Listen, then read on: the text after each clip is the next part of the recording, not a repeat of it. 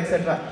దానికే అంటే మాట్లాడటం ఎంత ఈజీ, పాడటం కూడా కొంచెం ఈజీ అనుకోవచ్చు. కానీ మౌత్ ఆర్గన్లో ఇంత చక్కటి పాట is brought it here. Pyar Hua Ikrar Hua, that's amazing. Let's give a big round of applause for Bhaskar Varma గారు. చెప్పండి సార్, మీరు ఎక్కడి నుంచి ఎన్ని రోజులు నేర్చుకున్నారు? మీకు స్పెషల్ క్లాసెస్ ఏమైనా ఉన్నాయా? ఇది చిన్నప్పుడు నేను సరదాగా ట్రై చేశాను, వచ్చింది. Gap of 20 years I started playing last 3 years karaoke. God's gift. I have not learned from anybody. Thank you very much.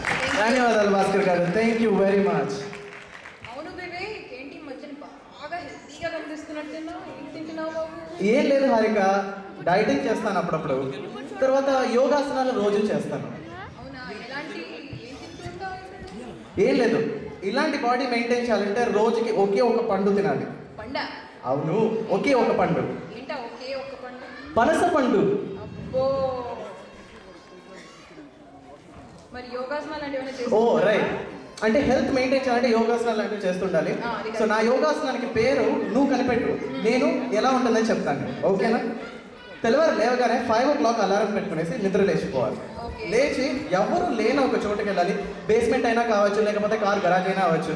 ఒక మ్యాట్ ఒకటి వేసుకునేసి అవసరమైతే దిండు కూడా తీసుకెళ్ళచ్చు, ఏం రాలేదు. ఆహా. దిండు అలా పెట్టుకుని మెడని అలా ఆ దిండు మీద వాల్చేసి ఓకే. ఒక 1 hour, సరేనా, గాలి ఇలా స్లోగా లోపల పీల్చి స్లోగా బయటకు వదలాలి.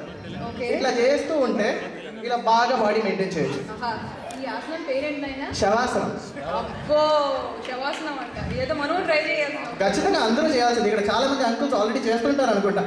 మాలాంటి బాడీ చూస్తేనే నీకు అర్థమైపోయి ఉండాలి.